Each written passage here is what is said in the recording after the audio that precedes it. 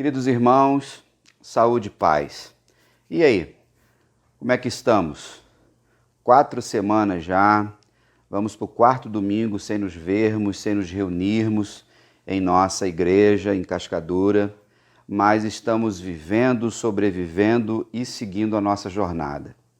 Hoje, na nossa escola bíblica sabática, vamos falar da lição número 7, correto? No sábado passado, a gente trabalhou o número 6 e falamos sobre o testemunho, sobre o martírio, sobre contemplar e observar as coisas à nossa volta.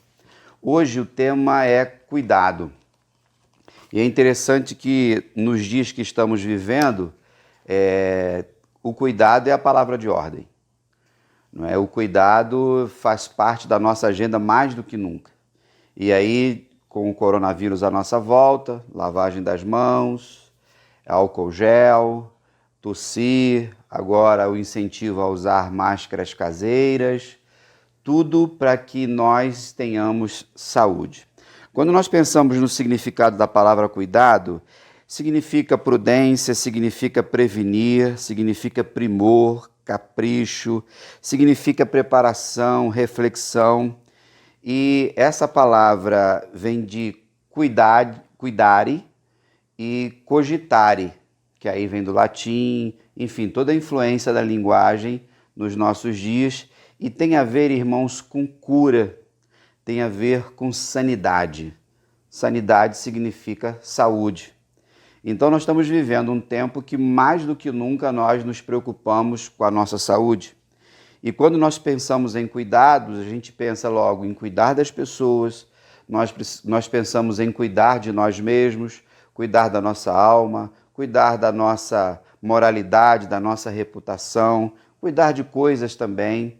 Então a palavra cuidado sempre traz uma reflexão sobre vivermos de forma adequada. Na lição de hoje, são os cuidados necessários para que a nossa vida cristã possa refletir o caráter de Jesus. Então nós vamos estudar o capítulo 4 e 5 e finalizar o estudo na carta de Pedro. E aí vamos dar sequência nas próximas lições. E quando nós pensamos no que vamos falar hoje, é nós entendermos, irmãos, que todas as oportunidades que vivemos, elas podem ser oportunidade de reverenciarmos a Deus, testemunharmos do Senhor e aprendermos também com os eventos. Podemos, diante do sofrimento que estamos vivendo, aprendermos lições importantes.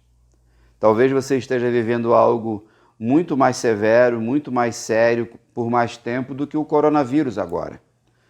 Esse período de pandemia talvez venha a complicar mais algumas coisas para você como para mim.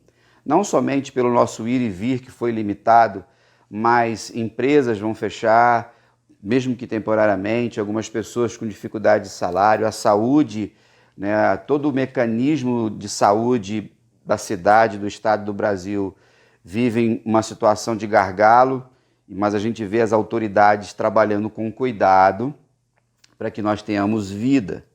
Então, nessa lição de hoje, quando nós temos questões interessantes aqui para estudar, a nossa vida cristã, com esses cuidados, a gente precisa transmitir ao mundo a soberania de Deus, mostrar para as pessoas que Deus cuida de todos nós. É interessante que nesse movimento todo, nós temos visto palavras de humildade, e a gente vai trabalhar sobre isso hoje, assim também como palavras de soberba. É impressionante como algumas autoridades parecem que estão acima do bem e do mal, ou acham que o que estamos vivendo é simplesmente algo banalizado. E não pode ser. A gente precisa estar atento a tudo isso. A palavra de Deus nos diz, no capítulo 5 de 1 Pedro, no versículo 5, resisti aos soberbos, Deus resiste aos soberbos, mas dá graça aos humildes. Então, irmãos, nesses 2 capítulos que estamos estudando, vai falar sobre as concupiscências da nossa carne, da glutonaria, da bebedice, das idolatrias. Pedro nos chama a reflexão de que todos nós prestaremos contas ao Senhor.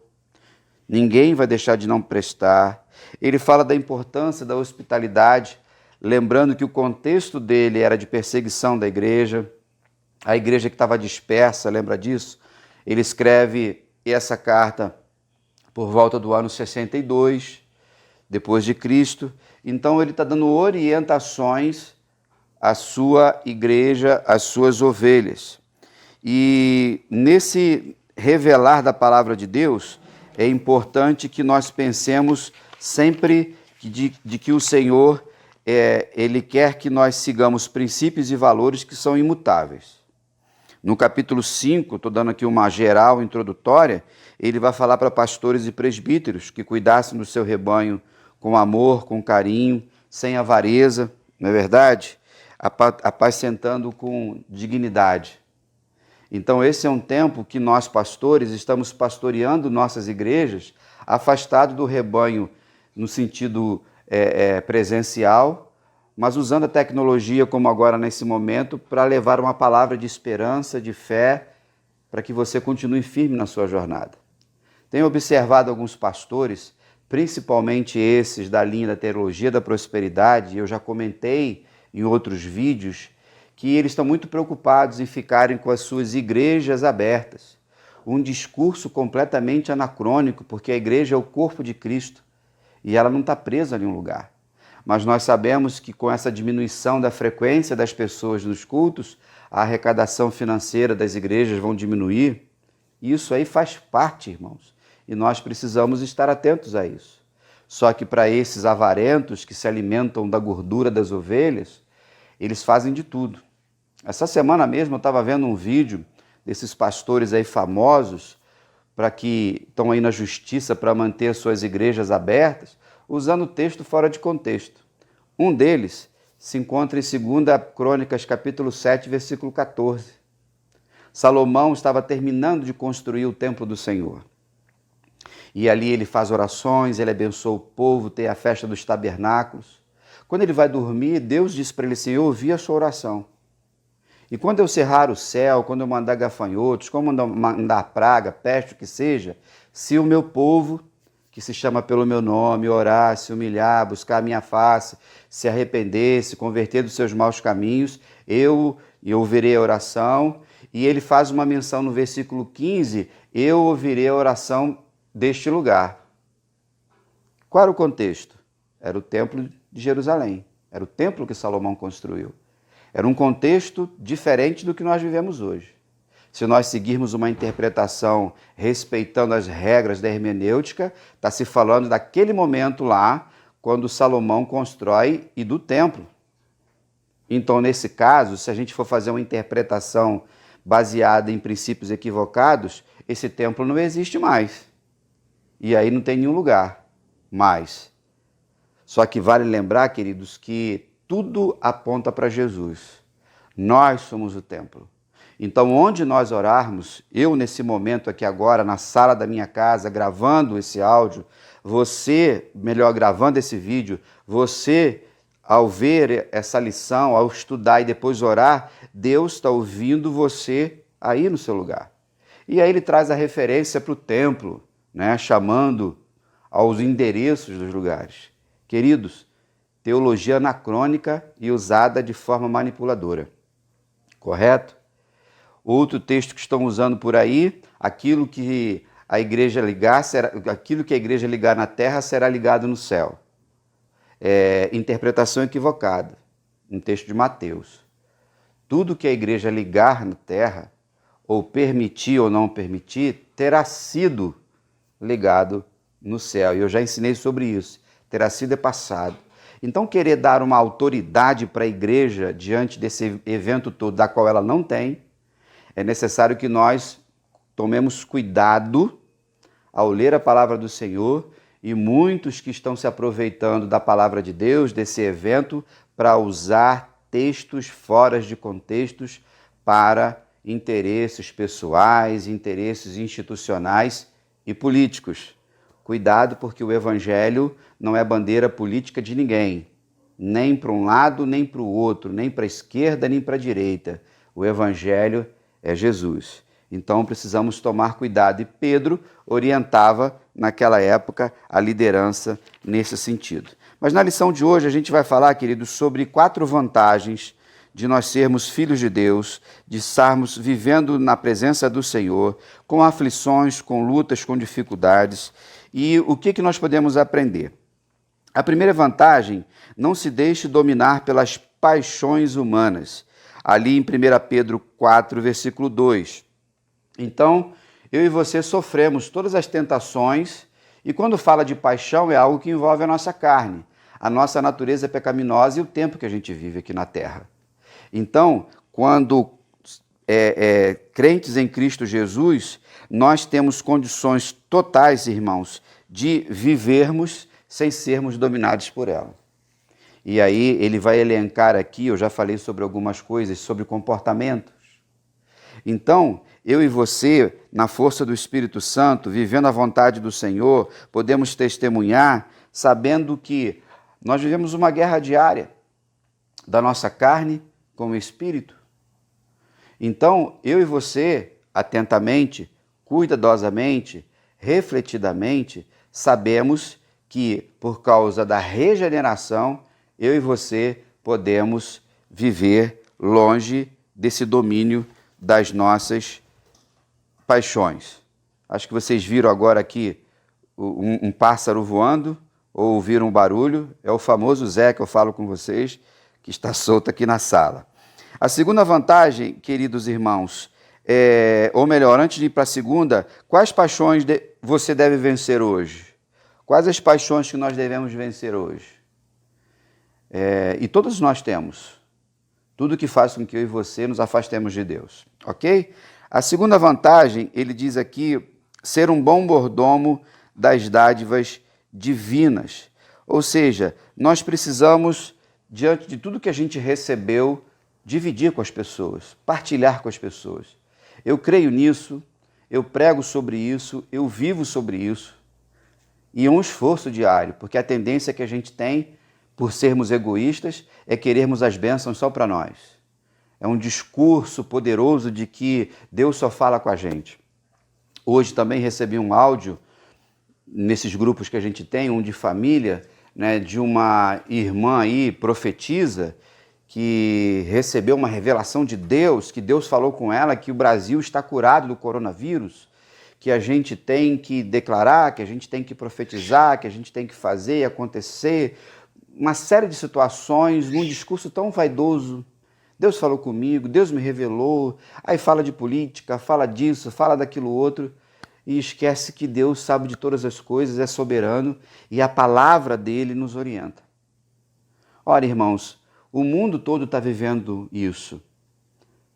Várias conjecturas, a ira de Deus, as pragas, as pestes, o fim do mundo. Todos nós sabemos que o mundo caminha para o fim, que Jesus está voltando, mas a gente tem que ter muito cuidado para não sermos levados por ventos de doutrinas, termos um discurso terrorista para assustarmos as pessoas e deixarmos de experimentar novidade de Deus, a paz de Cristo em meio às aflições, em meio às incertezas. Estamos vivendo um tempo de incerteza.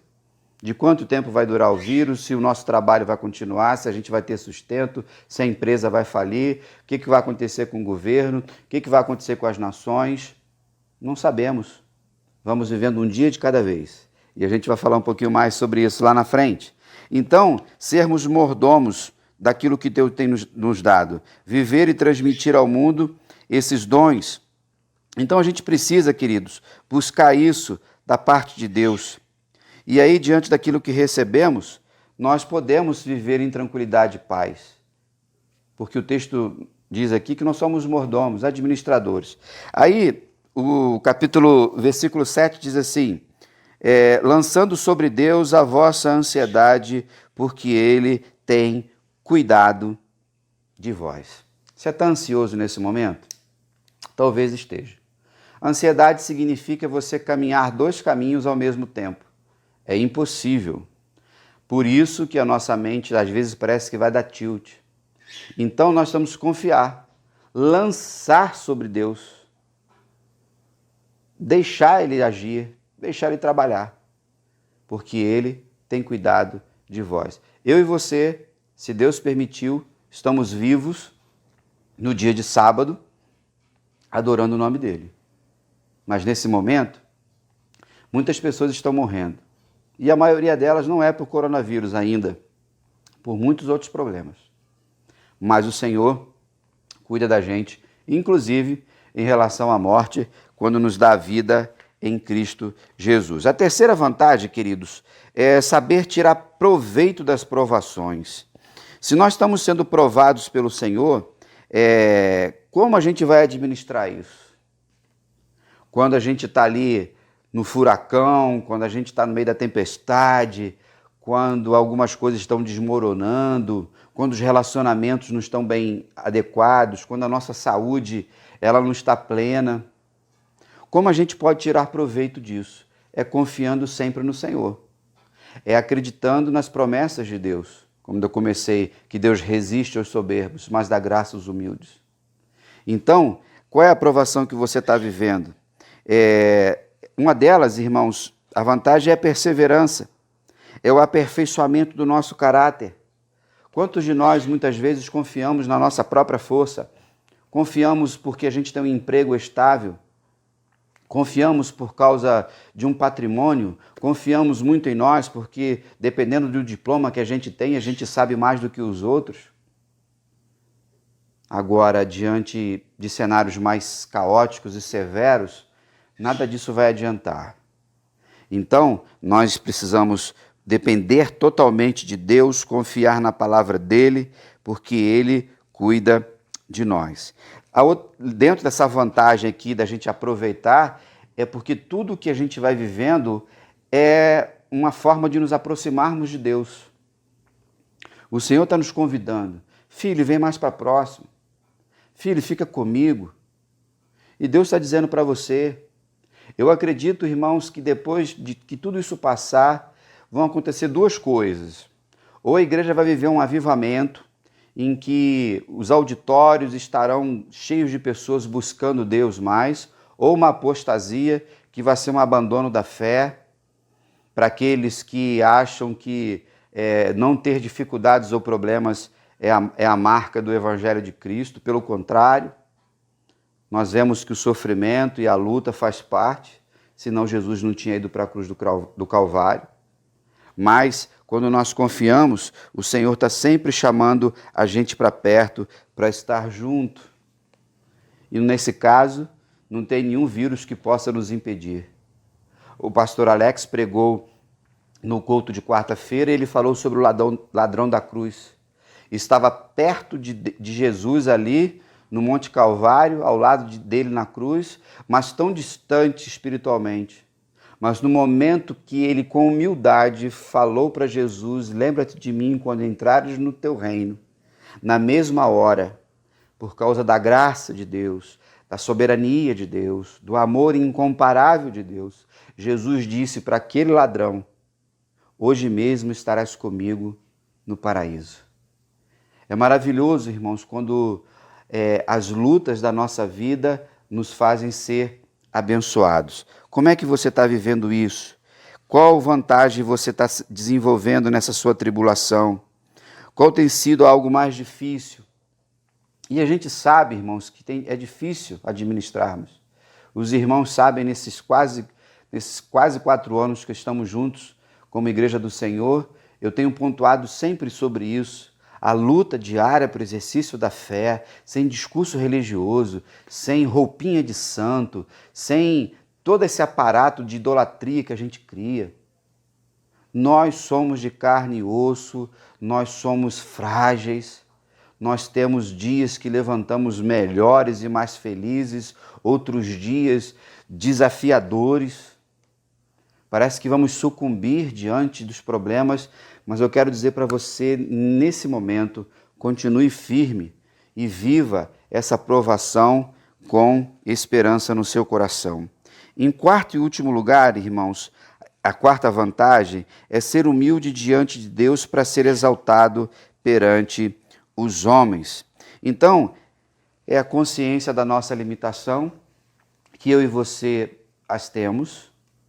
Podemos ter qualidades e virtudes, mas temos pecados e limitações. Quando nós lidamos com isso de uma forma sincera, de uma forma singela e de uma forma humilde, a gente aprende muitas coisas. A simplicidade da vida, meus irmãos, a modéstia, a responsabilidade. E aí, da forma como nós passamos, nós testemunhamos para as pessoas. Nesse momento todo que estamos vivendo uma situação mundial, o mundo está olhando para a igreja, para os crentes, para os discípulos de Jesus. Eles podem estar olhando para os templos vazios, fechados, alguns podem até zombar, outros podem dizer assim, esse povo está orando nos seus lares. Mais do que nunca, quando Jesus diz no Sermão do Monte que a gente tem que orar no nosso secreto, no nosso quarto, de joelhos. Se você tem o costume de fazer jejum, faça, ok? Não porque alguém mandou. E eu, como pastor da igreja, não tenho essa visão de um jejum institucional. Se você tem esse hábito, essa disciplina espiritual de orar, de jejuar, faça-o de acordo com a orientação do Espírito Santo de Deus. Tá bom? Não deixe que ninguém fique ideologizando as coisas de Deus ou fazendo política com isso. Correto? Continue vivendo o melhor de Deus para a sua vida com humildade, irmãos. O apóstolo Pedro vai dizer aqui no versículo 8, né, que Satanás ele está ao nosso derredor buscando a quem possa tragar. Satanás é a representatividade do inimigo. O significado da palavra Satanás no hebraico, que é a palavra hebraica, significa adversário, no grego diabo, significa inimigo. Não é nem um nome próprio. Então, nós temos vários inimigos. Podemos dizer tranquilamente que hoje o nosso Satanás, né, ou o diabo, é o coronavírus, que está matando aí, é o inimigo de todo mundo. Mas nós temos vários inimigos à nossa volta. E nós precisamos tomar cuidado com pessoas que não andam na verdade. Nós temos que tomar cuidado com aqueles que se aproveitam de situações para levar vantagem. E hoje nós estamos vendo tanta gente fazendo isso. Mas o inimigo de nossas almas, o Lúcifer, o espírito caído, o anjo caído, está aí trabalhando. Agora, a gente interpreta essas coisas, queridos, de forma espiritual. Então, cuidado com mensagem A, B ou C de gente na internet. Leia a Bíblia em casa. Medite nesse tempo. Ore ao Senhor. Ouça o seu pastor. Eu sei o que eu posso falar para vocês, ensinar para vocês. Está cheio de pastores virtuais aí, todo mundo sabe de tudo. Mas só quem sabe de tudo é Deus. E a gente tem que viver com humildade, sabendo que nada foge ao controle do soberano, do Criador de todas as coisas. Então, irmãos, nós precisamos tomar cuidado com o orgulho, sabendo que a humildade é um degrau que a gente vai subindo na nossa caminhada de fé. E quanto mais nós buscamos a presença do Senhor, mais as pessoas vão crendo em Jesus. Nós, nesse tempo, queridos irmãos, precisamos muito mais falar palavras de esperança, pregar o evangelho da graça e da paz. Sem profecias estranhas, sem amedrontar as pessoas, mas vivermos em submissão à palavra de Deus. Finalizando, queridos, a reflexão desta tarde, não é isso? Em 1 Pedro 5, versículo 10, diz assim: o Deus de toda graça, que em Cristo Jesus vos chamou à sua eterna glória, depois de haverdes sofrido um pouco, Ele mesmo vos haverá de reabilitar, confirmar, fortalecer e alicerçar. Então, meus irmãos, no dia de hoje, eu e você, baseados na palavra dele, pelo intermédio do apóstolo Pedro, e desses últimos versículos, ele fala da graça, de que Cristo nos chamou à sua eterna glória, queridos. Nós somos peregrinos, passageiros aqui, estrangeiros. E ele fala de quê? Depois de haver sofrido um pouco. Não importa o sofrimento que você esteja passando agora, eu esteja passando agora. A gente tem orado uns pelos outros, correto? Já temos sabido de pessoas conhecidas que estão com o Covid-19. Sabemos de pessoas, irmãos e amigos nossos que estão fazendo tratamentos contra o câncer. Sabemos de situações financeiras, de desemprego, de dificuldade. São aflições. Mas aqui ele diz que essas aflições duram um pouco de tempo. Tanto no sentido dos anos da nossa vida, quanto no sentido da nossa agenda. Mas diante do que significa a eternidade, tudo aqui na Terra é pouco. Não importa se eu e você chegaremos aos 100 anos, quem sabe? Mas é pouco diante da eternidade. E aqui, queridos, tem 3 verbos: reabilitar, confirmar, fortalecer e alicerçar. Que eu e você continuemos, queridos, cuidando das nossas vidas, cuidando das nossas casas, cuidando da nossa família, cuidando do nosso trabalho, cuidando da nossa igreja, orando uns pelos outros, intercedendo uns pelos outros, e com paciência e fé nós vamos caminhando um dia de cada vez. Então, que nesse momento, quando nós estudamos um pouco mais e refletimos sobre a palavra do Senhor, que o cuidado esteja no nosso coração. Mas, porque somos limitados, às vezes ficamos ansiosos. Mas o texto diz que a gente tem que confiar no Senhor, porque Ele tem cuidado de nós. Que essa palavra possa fortalecer você nessa mais uma lição da nossa Escola Bíblica Sabática. E enquanto isso, irmãos, enquanto não pudermos nos reunir presencialmente, não temos previsão de nos reunirmos em abril, estamos orando ao Senhor para que, se for da vontade deles, em maio retornemos, mas vai depender das ações governamentais, do Ministério da Saúde, da Organização Mundial de Saúde, para preservarmos vidas e, sendo sobreviventes desse evento, possamos testemunhar da graça do Senhor. Que o bom pastor continue te abençoando e juntos a gente vai caminhando pela fé. Deus abençoe, fiquem na paz.